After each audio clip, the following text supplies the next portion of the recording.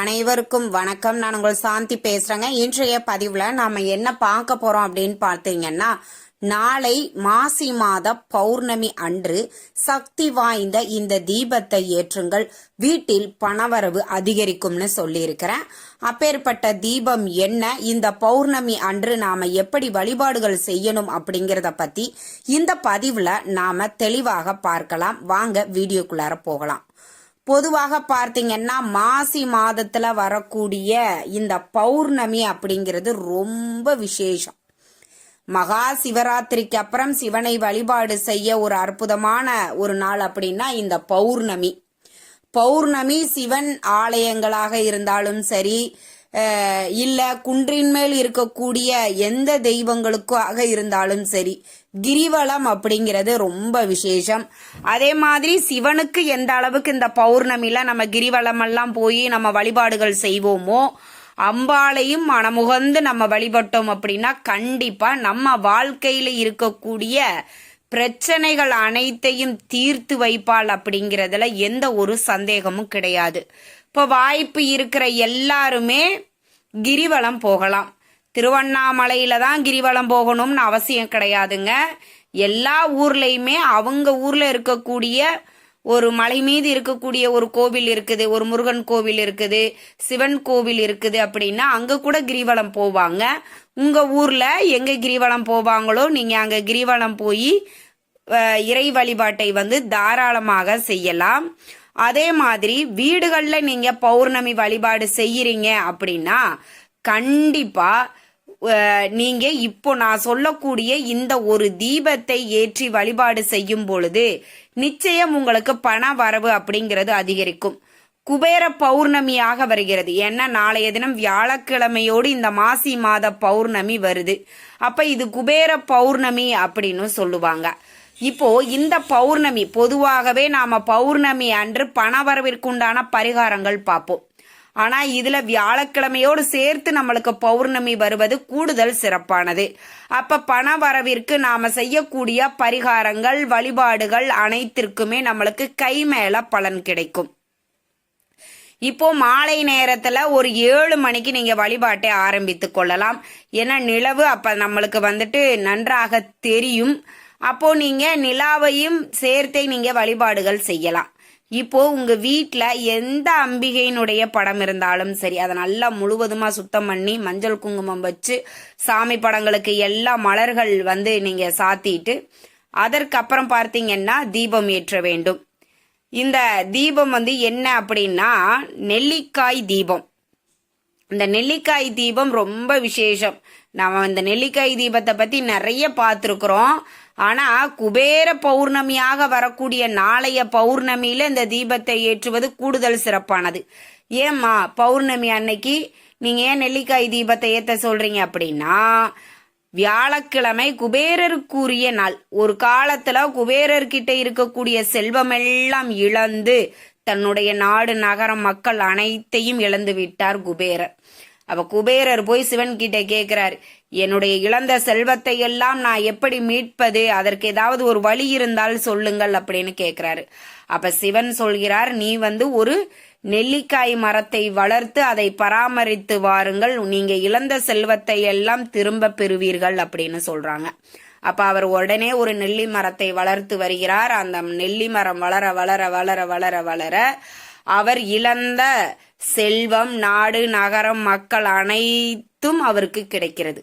அப்போ அப்பேற்பட்ட குபேரனுக்குரிய நாள்ல இந்த பௌர்ணமி வருவது மிக மிக சிறப்பானது.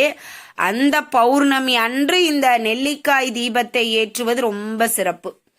உங்களுக்கு அதாவது நான் சொல்வது சிறு நெல்லிக்காய் இல்லைங்க, பெருநெல்லிக்காய். உங்களுக்கு இடம் இருக்குது வளர்ப்பதற்குன்னா கண்டிப்பா ஒரு நெல்லிக்காய் மரம் உங்க வீட்டுல வளருங்க. அது ரொம்ப விசேஷம். அந்த நெல்லி மரம் வளர வளர வளர வளர உங்க வாழ்க்கை மிக சிறப்பாக ஒரு உயரத்திற்கு செல்லும் அப்படிங்கிறதுல எந்த ஒரு சந்தேகமும் உங்களுக்கு வேண்டாம். அதே மாதிரி அந்த பெருநெல்லிக்காய லைட்டா கொஞ்சமா பள்ளம் பறிச்சு அதுல நெய் ஊத்தி பஞ்சுத்திரி போட்டு தீபத்தை ஏத்துங்க. இது நெல்லிக்கனி தீபம். இதுல நீங்க தீபம் ஏத்தும் போது இந்த நெல்லிக்கனில மகாலட்சுமி வாசம் செய்கிறாள். அப்போ உங்களுக்கு மகாலட்சுமியினுடைய அருளும் கிடைக்கும், குபேரரின் அருளும் உங்களுக்கு கிடைக்கும். அப்போ இன்று பௌர்ணமி அன்று சக்தி வாய்ந்த இந்த நெல்லிக்கனி தீபத்தை ஏத்திட்டு நீங்க நெய்வேத்தியமா என்ன வேணாலும் வைக்கலாம். ஏதாவது இனிப்பு வகைகளை நீங்க நெய்வேத்தியமா வச்சுக்கோங்க.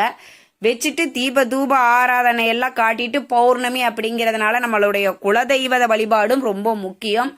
ஒரு பித்தளை சொம்பு எடுத்துக்கோங்க. அதுல சுத்தமான நீரை நிரப்பிட்டு அதுல வாசனை திரவிய பொடி இருந்தா போட்டுட்டு, ஒரு எலுமிச்சம்பழம் போட்டு, மஞ்சள் தூள் போட்டு, ஒரு கொத்து வேப்ப இலை இல்லைன்னா மாந்தளை வச்சு, அதுல கொஞ்சம் பூ வச்சு, அதை உங்க குலதெய்வமா நினைச்சு நீங்க வழிபாடு செய்யுங்கள். உங்களுடைய குலதெய்வத்தினுடைய அருளும் உங்களுக்கு பரிபூர்ணமாக கிடைக்கும். இப்ப அப்படியே நீங்க வெளியில வரணும். உங்க வாசல்ல பின்னாடி முன்னாடி எங்க தெரியுதோ நிலா, அங்க போய் நிலாவுக்கும் தீப தூபம் எல்லாம் காட்டிட்டு, நிலாவையும் அதாவது சந்திர பகவானையும் நாம வழிபாடு செஞ்சதுக்கு பிறகு உங்களுடைய பூஜையை நீங்க நிறைவு செய்து கொள்ளலாம். இப்படி பௌர்ணமி அன்று நீங்க செய்யக்கூடிய வீட்டுல வழிபாடு செய்யக்கூடிய பூஜைகள் இப்படி செய்யும் பொழுது உங்க வீட்டுல லட்சுமி கடாட்சம் ஏற்படும். வீட்டில் இருக்கக்கூடிய நெகட்டிவிட்டி எல்லாம் போயிடும்.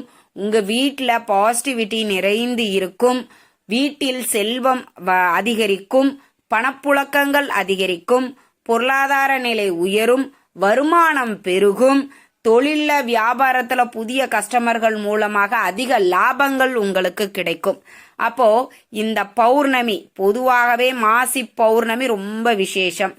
அதிலேயும் நம்மளுக்கு வியாழக்கிழமையோடு வருவதுதான் கூடுதல் சிறப்பானது. கண்டிப்பா நாளைய தினம் இந்த நெல்லிக்காய் தீபத்தை ஏற்றுங்கள்.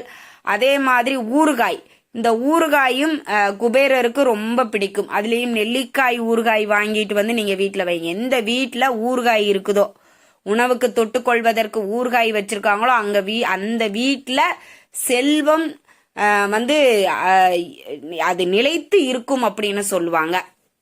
அப்போ கண்டிப்பா நாளைய தினம் ஊறுகாய் வாங்கி வைங்க. நெல்லிக்கனி ஊறுகாய் கிடைச்சா ரொம்ப விசேஷம். அது கிடைக்கல அப்படிங்கிறவங்க எந்த ஊறுகாய் இருக்குதோ அதை வாங்கிட்டு வச்சுக்கலாம். குபேரருக்கு பிடித்த அவள் பாயாசம் செய்து நீங்க வழிபாடுகள் செய்யலாம். இல்ல அவள்ல வேறு ஏதாவது இனிப்பு வகைகள் கூட நீங்க செய்து வைத்து அதை நெய்வேத்தியமாக வைக்கலாம். அதே மாதிரி பார்த்தீங்கன்னா இந்த பௌர்ணமியில அம்பாள் வழிபாடு ரொம்ப விசேஷம் அப்படின்னு சொல்லி இருக்கிறேன். கண்டிப்பா உங்க வீட்டிற்கு அருகில் இருக்கக்கூடிய எந்த அம்பாள் கோவிலாக இருந்தாலும் சரி, அங்கு சென்று 2 தீபங்கள் ஏத்தி வச்சுட்டு அம்பாளை வழிபாடு செஞ்சுட்டு வாங்க. உள்ளன்போடு யார் ஒருவர் அம்பாளை வழிபாடு செய்கிறார்களோ அவர்கள் வாழ்க்கையில் வசந்தம் வீசும் அப்படின்னு சொல்லப்பட்டிருக்கு. இந்த மாசி மாதத்துல எல்லா அம்பாள் கோவில்கள்லயும் நிறைய விசேஷமான திருவிழாக்கள் நடக்கும். கண்டிப்பா அதுல கலந்துக்கோங்க.